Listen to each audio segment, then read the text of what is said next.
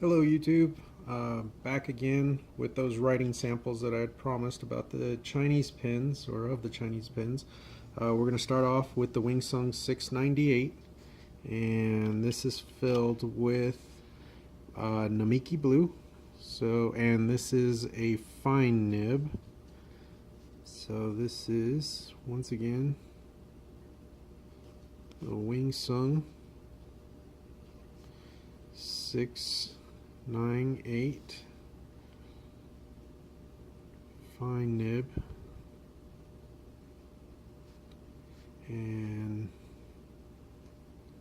filled with Pilot Namiki blue. Very smooth. On this paper, this is composition paper. I don't think it's going to absorb all this, so you're not really going to be able to tell any wetness on this, but it's fairly wet on Rhodia. Not too wet, but it's decent. Very smooth.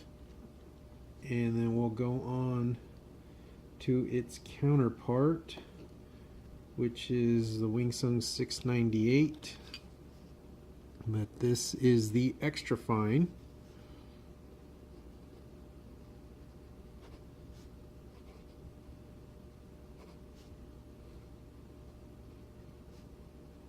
You can kind of see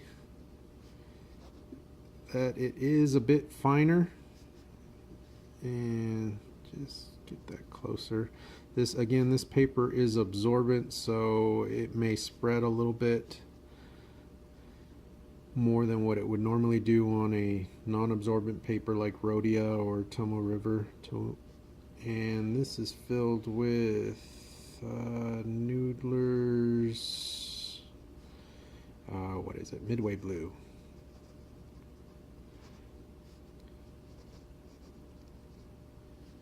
And again, this would show a little bit more wetness, but it's the paper. It's sucking up all that ink.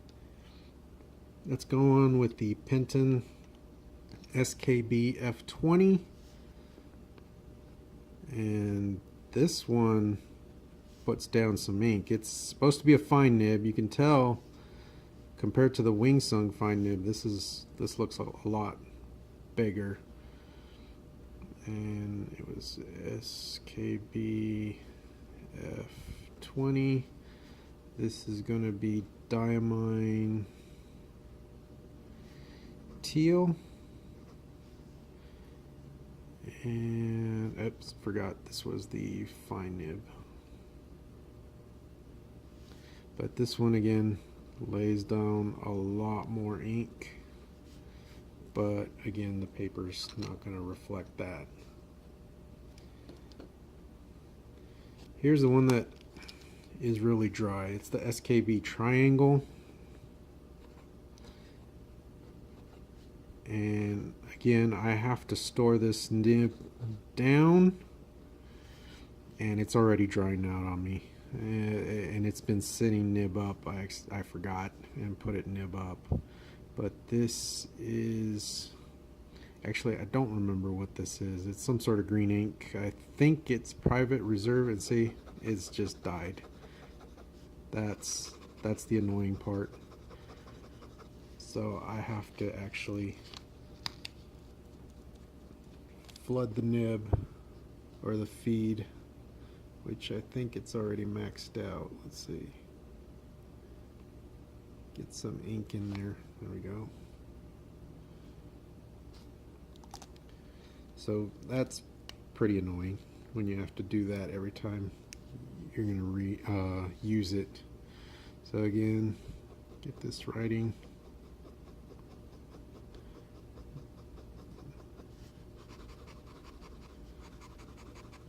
And there it goes. Okay, let's try that again. This is an unknown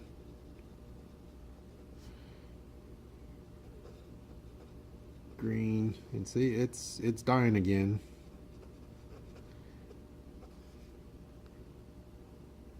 It can flex, and it goes, and that actually Now that I see it do that, this may be actually that the tines are a little bit too tight together. There we go.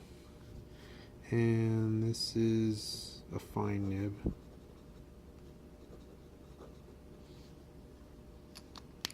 Sounds scratchy, it's not, but still, it has its issues. So now the next one is going to be the Lingmo Lorelei.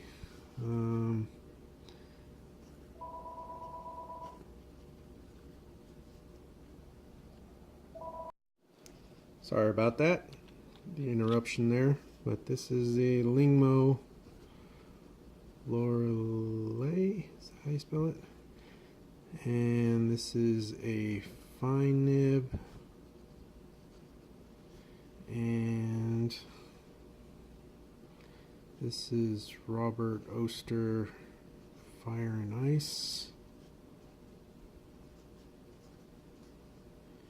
which I don't see any of that sheen on this. Out of this pen, I can't see very much sheen, especially on this paper. Wetter pens with wider nibs, then I can see the sheen. Oh, forgot. It's just a wetness scribble here. A little bit, even on this composition paper. And then the last one is going to be the Jinhao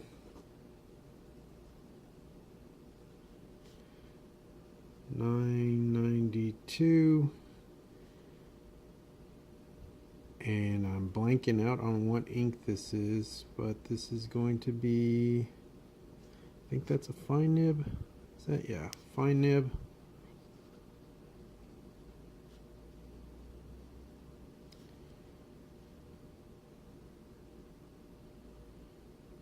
Oh, and this is Sailor